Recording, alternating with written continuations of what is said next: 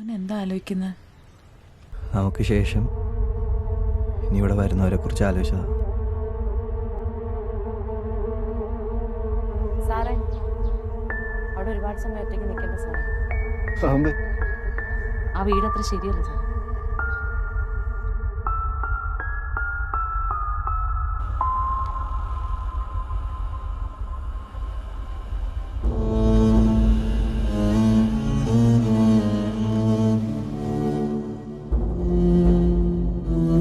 അവിടെ ആരും ഇല്ല വരൂ.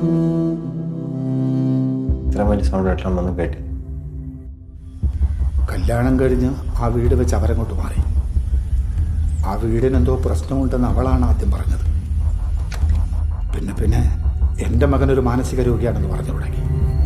ആ വീട്ടിൽ ആരെയും കണ്ടെന്നോ കേട്ടെന്നോ ഒക്കെ ചേട്ടൻ പറഞ്ഞുകൊണ്ടിരിക്കും.